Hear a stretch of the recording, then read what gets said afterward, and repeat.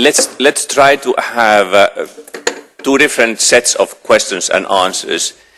And first, I would like you to kind of concentrate on the evaluation findings and conclusions, and then only after that we would actually go to the recommendation section. So not start speaking about the future program right away, but let's kind of look first what the findings, and then do the kind of the future.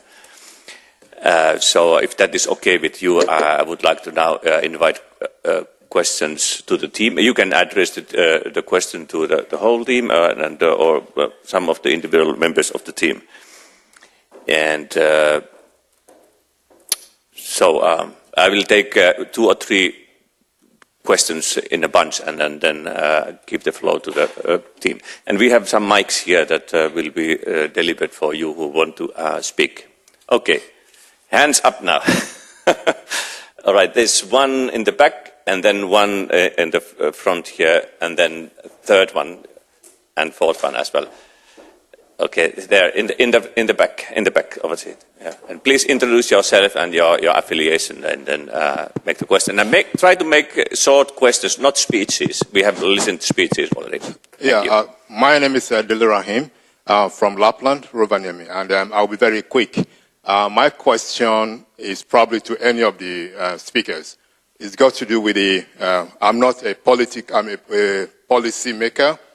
But I would just like to know, the trend nowadays in terms of economical situation, you suggested that it would be quite good to have this merge between these two schemes. And also think within the EU, there's a trend whereby we often have a consortia, and they tend to focus on one particular area that they are good in. And I think Finland education is very, is of high quality in the world, compared to some other countries in, let's say, USA or America. For example, the University of Helsinki in the north got to reach out more globally. Most other universities in Finland, because Finland has good quality and it can offer these in some of these southern countries as well. So I'm kind of thinking in terms of merging with these countries in the south, whereby maybe they have a satellite campus and trying to build on the capacity. We know the fundings are quite limited, but I think also many of the southern countries, they want to improve in terms of entrepreneurship, whereby it's not only the academic side, but also something that will create jobs within those society, which I think Finland can kind of bridge a kind of gap in this area. Thank you. Any of the comments, even from the comment, Professor Gold and the rest of them, will be a very interesting speech. Thank you very much. Now we have a comment from here in the front. Yeah, please use the mic because there will be web streaming and nobody hears if you don't use the mic. Okay, thank you. I'm Liisa Laakso, representing University of Helsinki and Finnish Academy. I have great difficulties in making the distinction between recommendations and your findings, but I try my best. Concerning the point of support for weaker universities in provinces or institutions of higher education being more effective, I think that it might be clear that universities that are weaker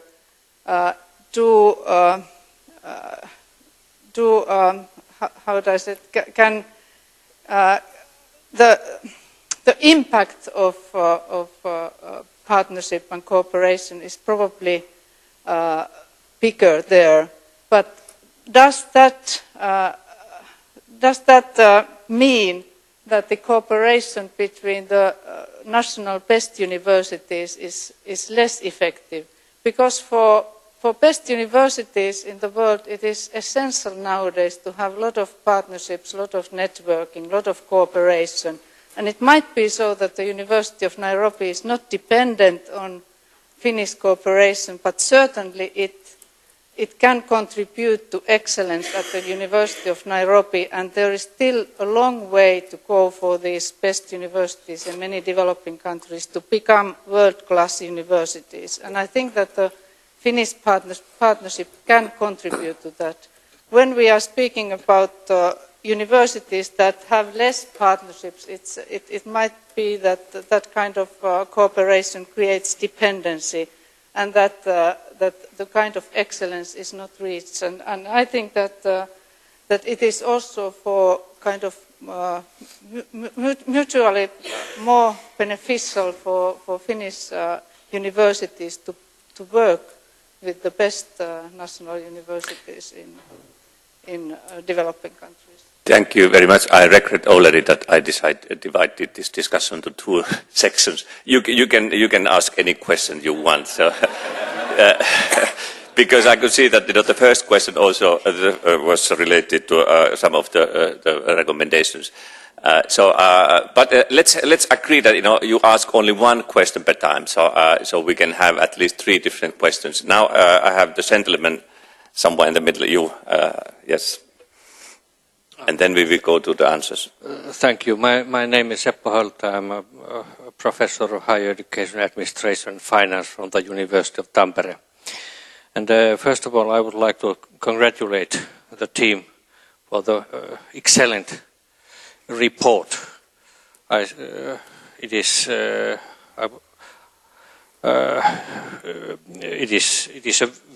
represent very deep understanding of the development logic and dynamics, but also the special feature of higher education and higher education development.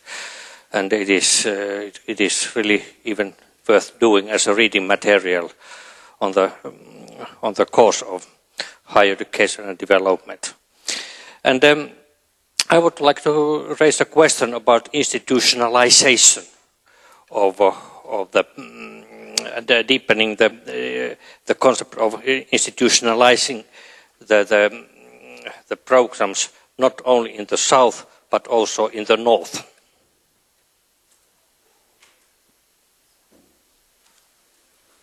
Okay, thank you. We have now 3 questions, and maybe the team decides who answers. Is it Jamil who want to? Oh.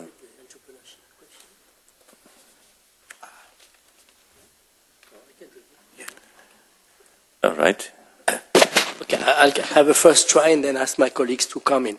On the question of support for entrepreneurship, actually some of your programs, especially from the Universities of Applied Sciences, have support that, and I think we were given one or 2 examples here, that include project work with local communities or with local firms as part of their interaction with the partner university institutions. So it is very well, it can be part, as it depends on the institution receiving or partner institution whether they have interest or not. But we've seen examples, positive examples, and that can be further developed. On the issue of the question raised by University of Helsinki, and I think it came out also in some earlier comments, again, I'm not saying one is better than the other. In a different capacity, I've written books about world-class universities, and I'm also, I think it's a very worthwhile goal for top universities like the University of Helsinki to move further towards excellence, and we know that you build excellence through upgrading your research capacity, etc. And some of the partnerships with top universities in other countries are very helpful in that context. But from a policy development viewpoint for the Finnish government, you have to understand that pursuit of excellence doesn't always mean that you are maximizing the impact of your resources to build capacity in the partner country. And if you allow me, since Mr. Burren also mentioned this aspect, I think that it's not a necessary dichotomy between, if University of helping University of Nairobi will mean that you are at the cutting edge and you are pursuing excellence, and University of Eldoret, you would not be at the cutting edge pursuing excellence. I don't think it's that contradictory. I think the main question you want to ask yourself is, am I making really a big impact.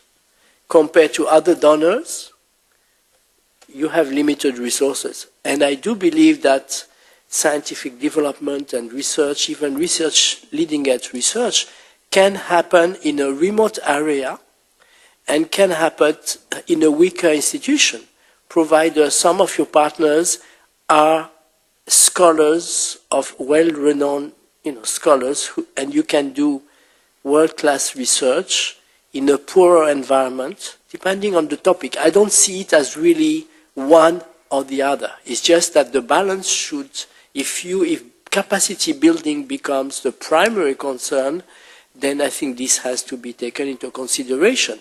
And on the same vein, because I think Mr. Berland made very good comments, and I'm in agreement with all of them, just a nuance on this issue of focusing on priority areas.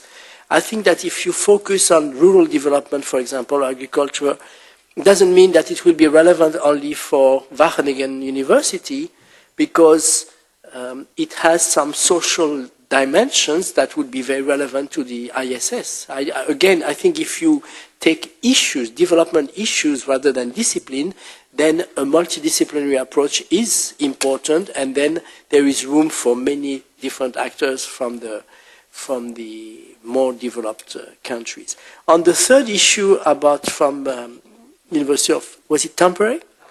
Thank you very much for your positive comments. Institutionalization in the north, I think, again, this issue of continuity, I think that's what our Dutch colleague mentioned about his country may be valid also about Finland, that political considerations in the evolution of development cooperation may affect the program, sometimes positively and sometimes less positively. So thinking about long-term partnerships, I guess is what your question alludes to, is important for the partners in the developing world, but also important for the Finnish institutions. And the problem that was mentioned by our colleague speaking on behalf of UNIPID is important. You may get incentives that are not aligned from two parts of the Finnish administration, and your call for alignment also between the policy, the development policy, and the policy of higher education is very important. No? No further questions? Okay. Now the next round. Tiina from the Ministry of Education first, and then I will have two gentlemen in the central row.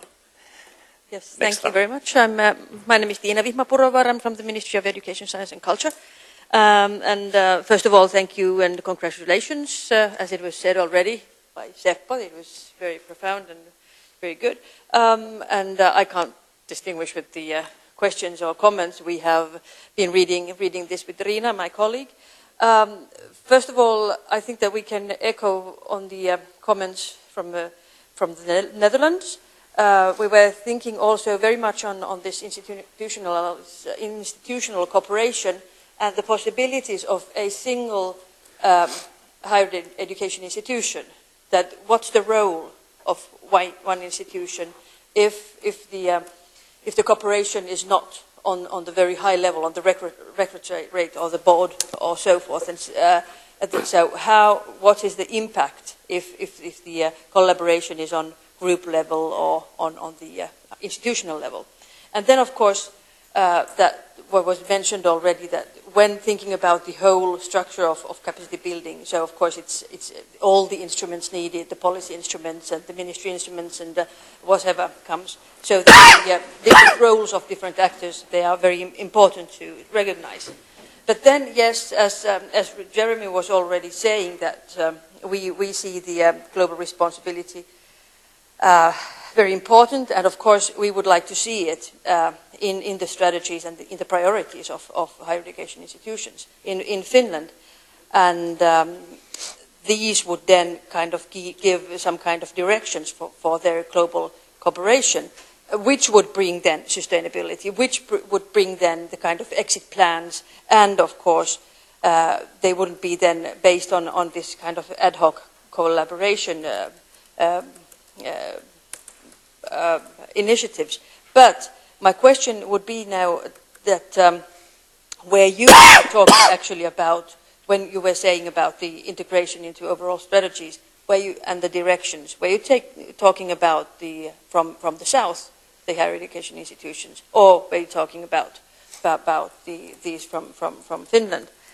And then probably what I would like to have seen was the kind of best practices, because you have certainly seen all kinds of best practices. Or is it always so that it depends on the country, that what kind of instruments are needed? So in some countries they use a lot of kind of sandwich models for mobility, or they have different kinds of principal investigator-led initiatives for this, and different kinds of initiatives. But that is probably the next step that we are going to then collaborate here in Finland. Thank you. If Riina has something to add. No? Okay.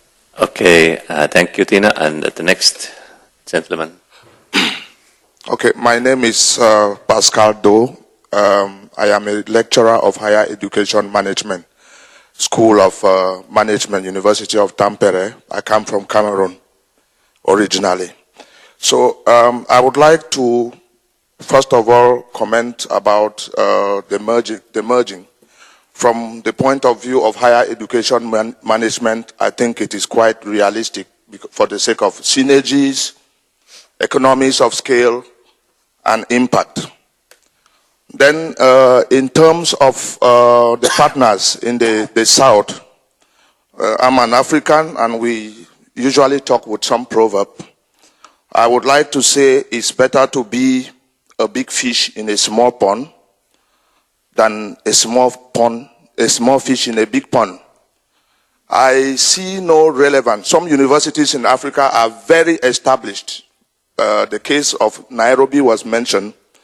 I see no relevance of moving to universities that are established with multi-million projects, with going to as if to compete with them. I see also no impact in such a situation. I would like to ask about the take of the panel on this. And my take personally is that there are different types of diplomacy. And as my other colleague from Africa said, Finland can be a leader in educational diplomacy. So in my take, is to disconnect it from the other type of diplomacy, because it is different type. Educational diplomacy would be different type of diplomacy. I would like to bring my own example. I am part of the IKI project, University of Tampere. Cameroon, I managed, to make Cameroon, my country, an associate partner. And then we have, in a francophone country, Cameroon, developed a master's program in higher education management with Professor Seppo Horta and my unit. Somehow, because the instruments are connected to the bilateral issues, the program in higher education management has a lot of prospects for impact. The minister turned out and everybody was excited. We can now train our university administrators, etc. They are recommending that it should be run for the whole of Francophone Africa, etc. But somehow I am blocked somewhere because Cameroon or any Central African country is not a bilateral partner to Finland. So, which makes me recommend that educational diplomacy is a different type of diplomacy.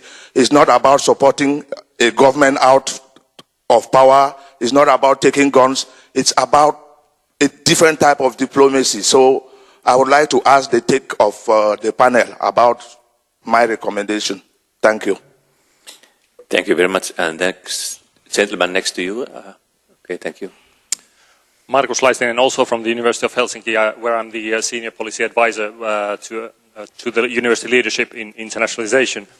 A few observations and then a question, if I may. first of all, everybody has congratulated the team already about the excellence of the report, so perhaps it's prudent to offer also a point of criticism. I found the report lacking a bit in the sense that the institutional commitment of individual Finnish higher education institution was not really a big part of the report. Secondly, I don't really think that there is a big discrepancy or difference when it comes to internationalization or capacity building as being the drivers of these types of projects. I don't think that the two are really mutually exclusive at all. I think they can both live under one roof quite comfortably. Third, when it comes to the motivation of higher education institutions, I think you have to address money, which was well featured in the report. But I would like to stress that more unified rules between the two current programs are needed, and perhaps getting closer to a full cost, where universities can also recover some of their administrative costs from these programs would be needed. When it comes to these sort of remote institutions being the priority, perhaps I'm in favor of being more selective when it comes to countries, but I would really be hesitant to choose those remote institutions for the reasons that Professor Laakso already addressed. I think that would certainly decrease the buy-in of the universities in Finland. So I very much welcome also the comments from Mr. Buren and Professor Gould. But finally, to my question, why was then the institutional commitment and the benefits that individual Finnish higher institutions get from these types of projects not more illustrated and covered by the report? Thank you very much. Now we will go for answers. Thank you for making also a question related to evaluation itself, not only the recommendations. So that was my idea, that we could actually criticize first the paper. At least somebody understood. Thank you. Now the theme.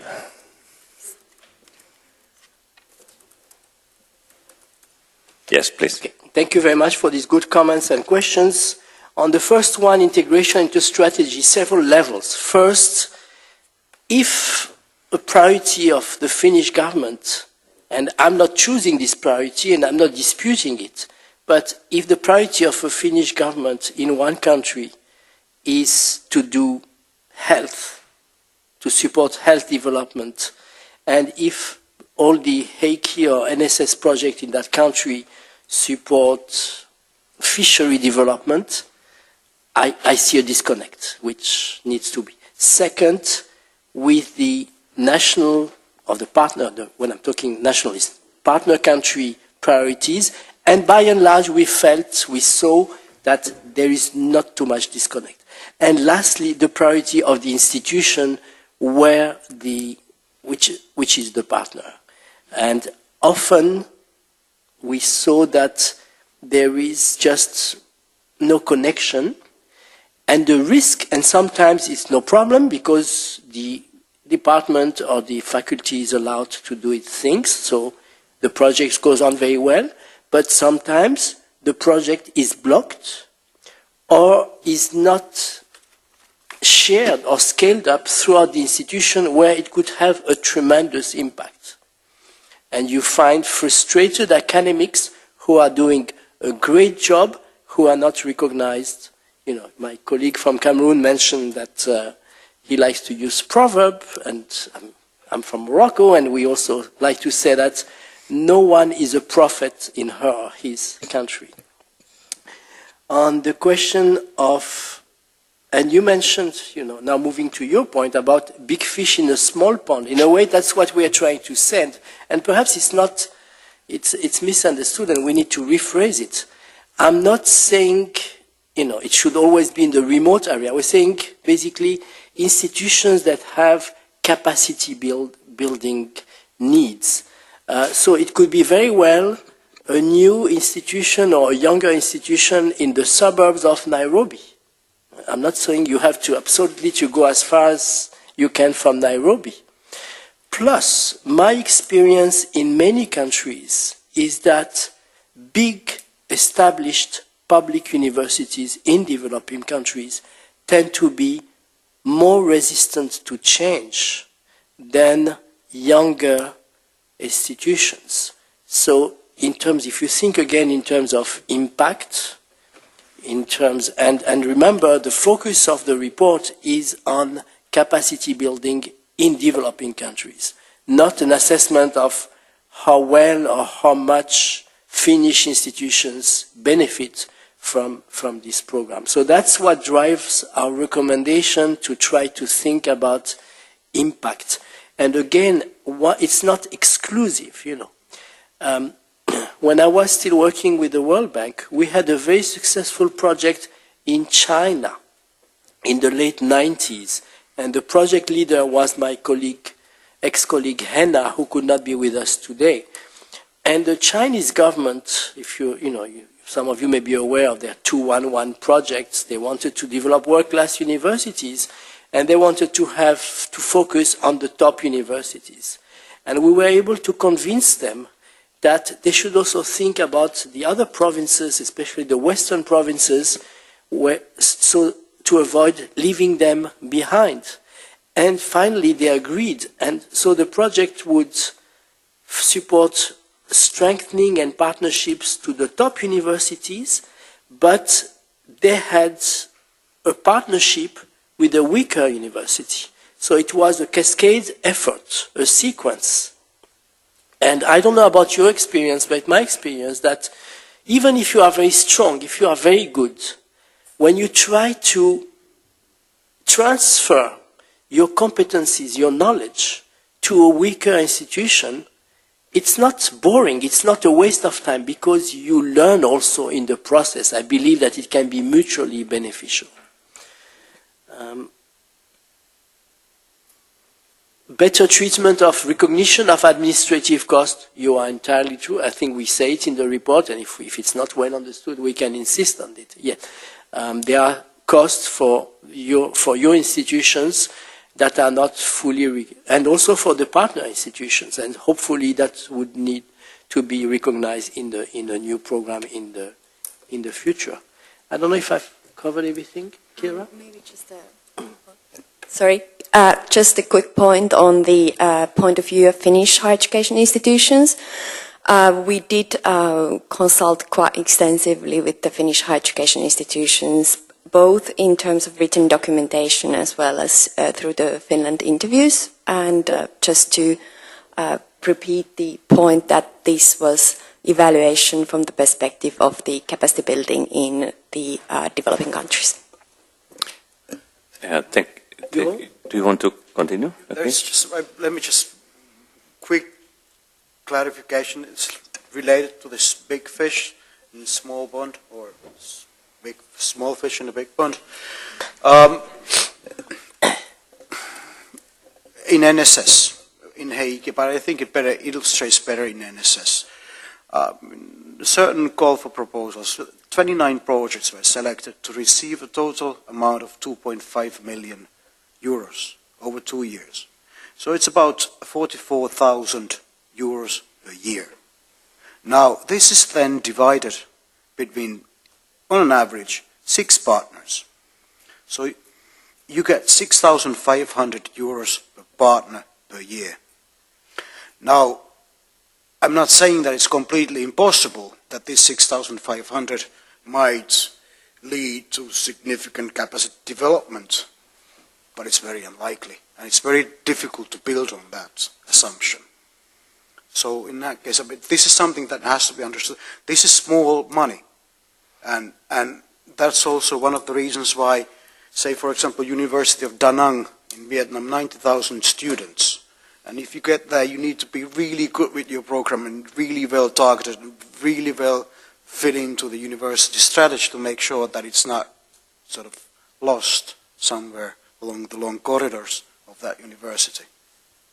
There are many, many other people there, many other universities from many other countries who have their own offices already. Yeah, thank you. I'm a fisherman. I like big fish in small ponds, so it's much easier to catch. Actually, the question also, the Finnish institutions commitment brings me back to my history, 20 years history at the University of Oulu, where I tried to draw the kind of attention of the management and the scientific leaders to collaborate with developing countries. And at least at that time, they said to Jyrki, it's impossible. Our goal is to collaborate with the best universities in the world and the biggest universities in the world, and don't even dream that we would actually collaborate with the developing countries. That was 10 years or 15 years ago, but that attitude might be still there, I don't know. Because of science, at least in science, the system of science decides actually on our behalf, actually, that what will be kind of rewarded in science and then higher education and what was not. And at that time, development cooperation was not part of the reward system of the higher education and the science. So that might actually bring us a little bit on this discussion that what is the essence and what is the goal of the whole program, and what should be kind of the aims of the program. Now, Kira. I just want to add on this fishing discussion. So one thing when we think about how to use resources, and that was the guiding principle, how do we make best use of limited resources? And one thing is to think about, we funded so many projects and we funded so many students to go abroad or come to Finland and so many teachers and so forth. Another way to look at it is that we supported few projects, and those projects really made an impact, and they may become flagship projects and exemplary projects that other people want to copy. So that's another way of looking at it. All right. Now, I know that you are eager, but you know that you have done one already, so you will get your translation. Okay, gentleman here, and then the next one, the lady behind. Okay, the first gentleman here. Okay, thank you. Jyrki Pulkkinen from University of Turku, Finland, Futures Research Center. Some kind of experiences from a couple of Heikki projects in Laos and Cambodia as a basis for the discussion. I think this discussion whether we should have the kind of a big universities or small rural universities as a target, I think that really depends very much on the country. China is quite different from Laos, for instance. In Laos, well, 5 years ago there was one university and not very high quality as compared in the international standards. Now they are starting to build some master's programs, the first master's program starting, so the level of where we start is not so high. So, well, perhaps this could be the small rural universities in some places. One important issue is, of course, when we go to universities like this with very low capacity in the beginning, one problem may be the language. So, for instance, whether they can speak English. There are problems in Laos, and if we go to the new universities in Laos, that will be still much more problematic. So that's one issue, and then if we look at also the recommendation that the local partners should also supply some resources for the project. So recommendation number 9, I think that's not very possible in many cases, especially if it's one of these small rural universities. One aspect related to this is or question, did you go through all the Heikki projects, for instance, or just some samples, and how representative are these samples if you went through the samples? Because I think, yeah, this type of differences in countries is very, very large. If you take Vietnam, compare Vietnam and Laos, it's totally different. One issue still, I think, regarding this number of countries where we should go. Of course, it's kind of efficient if Finland concentrates on only few countries, but on the other hand, there's been quite a lot of cooperation, already established relationships with many other countries also, and perhaps we should not kind of kick those out totally, but I think in this sense there should be flexibility quite a lot. Thank you very much. Now we have methodological questions also on board. Now the lady in the back seat.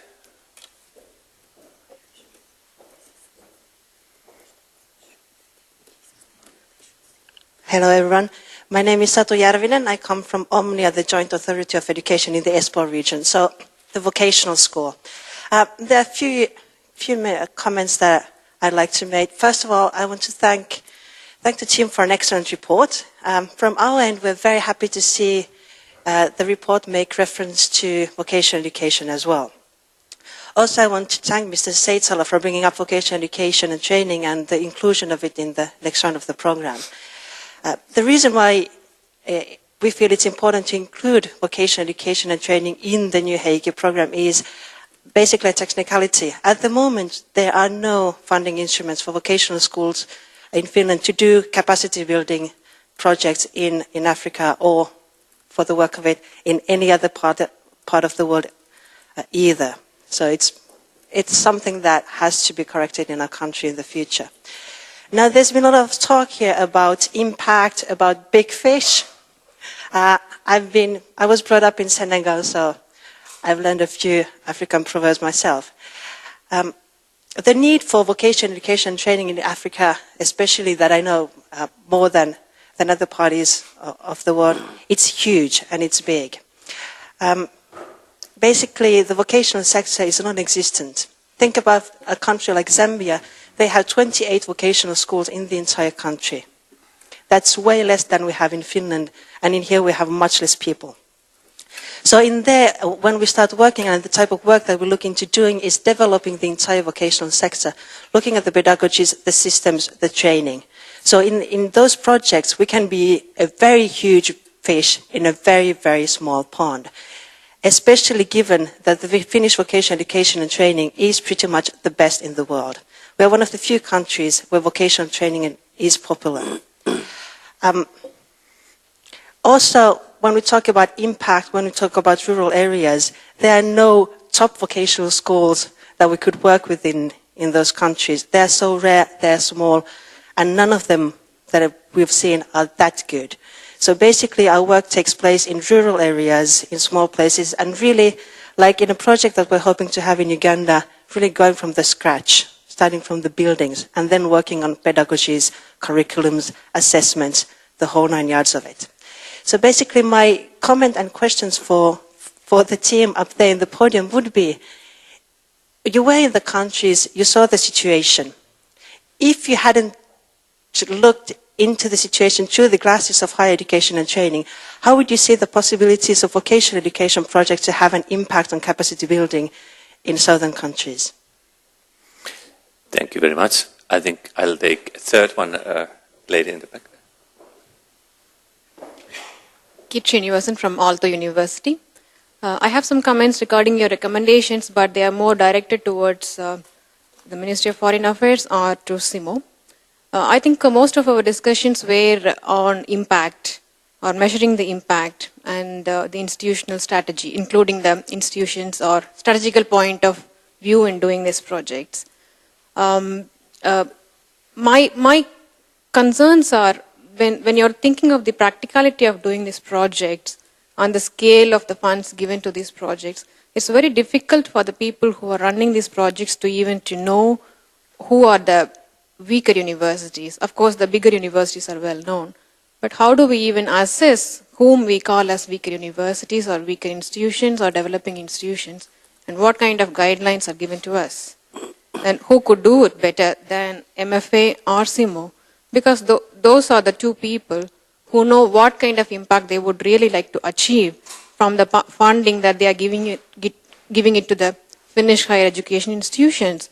So we expect more guidelines from these two institutions to come to us who are doing this project. So maybe they should directly take your recommendations to their next strategy of planning these projects or merging these projects. The next thing is about monitoring and evaluation. It's not enough if we get a template from CIMO to monitor or to evaluate or assess our projects in some way, mostly in numbers or, of course, in some qualitative way. But I would expect, or we would expect, a more active role from CIMO or MFA being included in these projects. For example, they have the overall view of all the projects running in Finland and in which countries. We don't have one department or one school in one university doing one project or two projects. We don't have a holistic view of what is running in which country and how many Finnish partners are involved. So I think maybe they should have a holistic view and they should kind of plan their inclusion during our administrative visits or network meetings or even one of our activities in a particular country to be present there, or even to coordinate suggest coordinating all the Finnish higher education institutions to meet in a particular country, in a particular event, so that they even see the impact in person. So I think these kind of activities from CIMO or MFA would lead to a much more realistic evaluation of the impact than just templates. Thank you. Thank you. Other answers? Yep, please. Thank you very much. Just a few comments, and then I'll ask you how to talk about the sample. You're very right when we compare Laos to Vietnam, two different levels of development. And in the report, for those of you who read it, you may have seen that we put one suggestion. We said that on hindsight, we would have liked to visit one of the poorer countries. Because if you look at the sample that we visited, that still covered, it was, I think, a very representative sample, but Vietnam is the poorest, Kenya and South Africa are almost middle income. So if this were to be redone, we would have suggested to the Ministry of Foreign Affairs to perhaps include one of the poorest countries, whether it's Laos, whether it's Nepal or Mozambique. I think that would bring out additional useful lessons. But that's why, we make this point about enabling conditions. Doing a project in South Africa or in Laos, it's two different worlds, and starting with concrete issues of language. But also, in some countries, you don't even have electricity 24 hours a day. So if you're going to do an ICT project, you may want to take this into consideration. So these are important background issues that are to be taken. Second, the issue of sustainability. It is capacity building without sustainability is not capacity building, right? So you have to think, it has to be included in how you develop, you help, you accompany, you support an institution on its development path. And if you allow me to disagree with one of you who said, we should not ask any commitment or any contribution because they are so poor, because they are so weak. I beg to disagree. I think no matter how poor, no matter how weak, no matter how complicated, the fact that you encourage your partner to contribute some aspects is important if you want to bring in sustainability. In many countries of the world, again, especially in public institutions, they have an issue about paying, for example, technicians. But what's the point of buying equipment if this equipment cannot be used? So they must find a solution, and you cannot bring everything. You cannot provide all the solutions. So I do believe that, the essence of a partnership is that there are efforts on both sides if you want to build sustainability in the long term. Now, some of your institutions have long-standing partnerships with some of these institutions already, and these are sustainable. You've made the decision that you are committed in the long term, and you are providing funding. we visited, I will not name the institution or the country, but we visited an institution which had an NSS, and through this NSS, they were sending 2 students a year to Finland, and then they had another partnership with the Finnish institutions, and they were sending 10 students a year. So they had a sustainable program, and the NSS in this case was not sustainable. Juho, can you say a few words about the sample, please? Sure, yeah, thanks. So basically, starting that we were given the 3 countries, we had no choice over the countries. In the first round of Hague implementation, 2012-13, 15 projects were approved. There were 4 projects in these 3 countries, and we visited them all. There's 1 in Vietnam, 2 in Kenya, 1 in South Africa. Now, basically, we wanted to concentrate only on that round of Hague implementation, because those were the projects that were actually finished already, and the new ones had just barely started, and we thought that maybe it's not worthwhile to see all these cooperation projects that just started, and there maybe been just 1 meeting. But anyway, we actually saw 5 of those as well, since they happened to be in the country. So I think it was in the slides. I think we missed 1 in South Africa, and I think we might have missed 1 in Kenya as well. But all the rest. But this is, I mean, on the second round of Hague, there were 23 applications that were approved, and we only saw 5. But that's what we could do with the resources.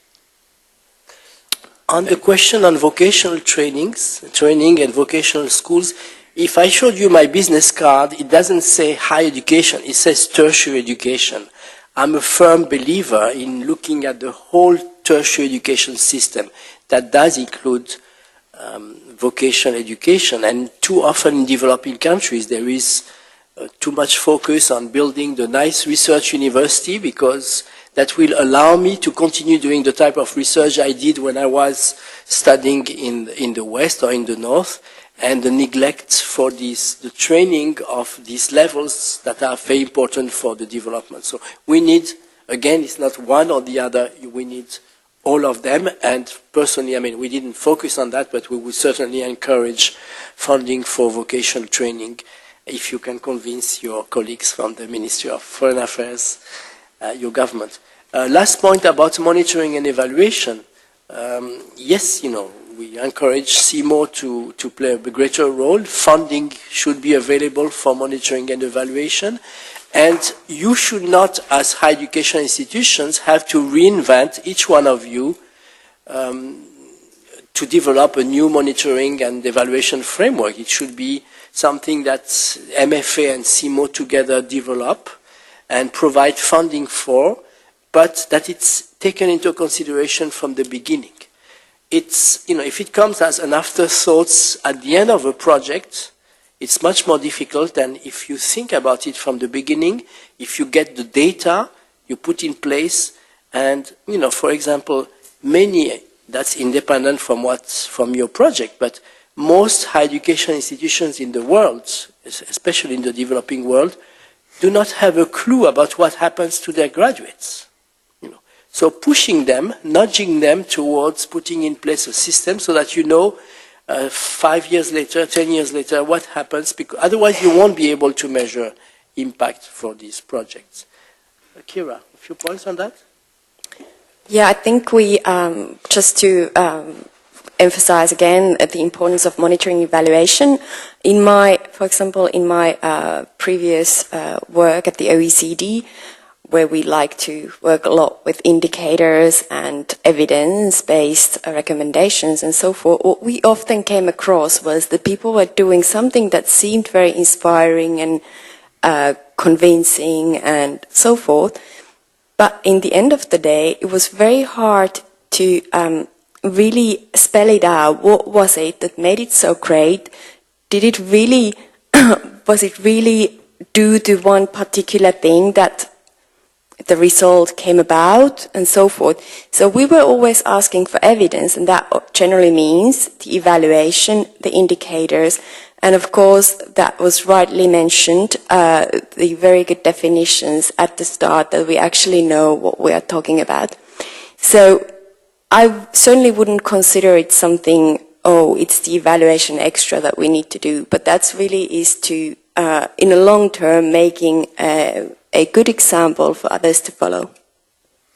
Thank you. Now I only give two last very short questions for those people who asked the first questions, actually. So lady in here and then gentleman over there. So very short because we don't have a long time. Okay, yes, thank you. I think that the notion about the resources is very relevant, and we are talking about a few hundreds of thousands of euros here. And when compared to the ambitions and to the potential the Finnish education system could provide for developing countries, I think that that's clearly the most important point in your report, and thank you for that. However, I was shocked of the recommendation that the funding for the Academy of Finland should be cut, because the Academy cooperation was evaluated 2009, and the recommendations there said, and this cooperation between the Ministry for Foreign Affairs and Academy should continue, and the resources should be increased. The Academy funding is research-driven. It is based on the excellence of the research, and clearly it is including capacity building on a sustainable basis, because in most projects there are partnerships with research institutes in developing countries, but it is not built on research capacity building, but on research. And just to compare these figures, the NGOs are getting about 100 million euros per year, and certainly the Finnish civil society is very strong and can contribute a lot to developing countries, but comparable to our civil society, I think, is our education and research sectors, and the figures should be compared to that, and it's not sustainable to think that the Academy funds are cut, and particularly if this is, now I think that for vocational training certainly the provincial institutes are very important, and it could be more sustainable, but this idea of cutting academy funding and doing cooperation with weaker higher education institutes is a recipe to kill development research from Finland. Thank you. The last question. Okay, thank you. I would like to give my comments about the recommendation from the perspective of grassroots level, from the perspective of academic work. How we see what we are doing. We are really developing, delivering and disseminating relevant knowledge for the use of southern societies and countries, and trying to enable and empower our partner institutions to institutionalize the new kind of knowledge, and it is done in the form of a curriculum development, new kind of administrative and academic processes and practices, and also the developing the more capable individuals. And from that perspective, the recommendation of merging the programs are extremely important, because our instruments in doing that are research, academic programs, professional programs, and curriculum development. From that perspective, the distinction between the capacity building and mobility is more very artificial. The flexibility is really needed from the user's perspective, and in the process of development, different mixes of the instruments are needed. Sometimes we and in particular in the beginning, the capacity building is the most essential we need to do, and when the maturity of processes grow, then the other instruments come to the picture. Thank you very much. Yeah, but I know that from you that want. Okay. Let me say the last that question. the most important part of the development process is in the south is the emergence of the southern networks, and from that perspective, also I'm very critical about the concentration more on the traditional countries of development cooperation. For instance, in our process, Cameroon just entered in, and they have enthusiasm and capacity to do it. Why to limit them outside the process? Thank you very much. The country scope was questioned. Now the very short answers. Yeah, I think some of the questions are internal Finnish policy decisions. They are trade-offs. The choice of countries. If you ask me as an external observer coming from North Africa, I would say, put a threshold of per capita GDP and don't give to any country above this threshold. And again, this issue about research funding. If this is money to improve the ranking of Finnish universities, then yes, by all means, don't touch the existing funding or increase it. If this is money whose primary focus is to improve capacity in developing countries, then don't say that the Academy of Finland is doing that, because the primary purpose is not that. And it's a legitimate primary purpose. I recognize that many of these projects do include some capacity building of research, but it's not their primary purpose. Ideally, if your government can give more money for this research for capacity building, that would be the best solution. And again, that's an internal debate. Lastly, on the mix, you're entirely right. The mix for one institution in one country will be different than from the other. But what we are saying is that you can have mobility without capacity building, but you cannot have capacity building without mobility. Thank you very much. Now it's my time to wrap up somehow and to make some conclusions based on this discussion, which is extremely difficult, as you didn't follow my sections, two sections. First, questions on the evaluation and then the recommendation. It is indeed very difficult to divide them, but I can see that the discussion today have actually gone through the most important points of the evaluation, and also some criticism on the methodology, and then some selections came, and the team could actually defend quite well the choices that you have done. I would like to go back to the almost first slide of Professor Salmi saying that, or questioning that you were looking how the project actually start. Should we actually ask why the project start? Because I could see that among the audience, and also maybe among ourselves at the ministry, and maybe among the evaluation team also, it's not necessarily exactly clear what is the purpose of these instruments. Why we have this bunch of instruments. It is actually a fact that at the Ministry for Foreign Affairs we have at least 4, if not 5, different instruments targeted to the same stakeholders, the universities. The research instruments that was mentioned through the Finnish Academy. We did have some other research funds as well, the kind of more policy-related research. We do have 2 instruments that we are discussing today, and also we are contributing through EU to some research collaboration. And in country level, we have multiple programs supporting education, higher education and innovation programs. and the ministry's capacities.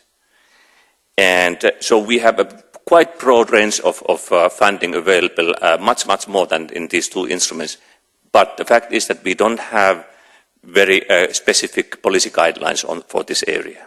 So I think that is something that is totally missing. And of course, it was not basically part of the terms of reference, but if we look beyond these two instruments, we will see much more than these two instruments.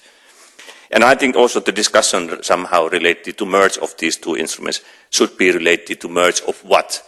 We see that there are different opinions here merging the research, but isn't so that higher education is made by research. So if you don't have research, you don't have higher education. So how you can leave that component out? So is that academic research? What is the research that we are merging? That is something that, of course, we have to think about. So and then the question of vocational education. It was said that it's not too many vocational education institutions, but how many higher education vocational institutions there exist in Africa? None. Or, if you are critical, you can say there are a lot of higher education institutions in the vocational education because most of the universities in Africa are basically like our applied science, universities of applied sciences, not big research component, but training basically.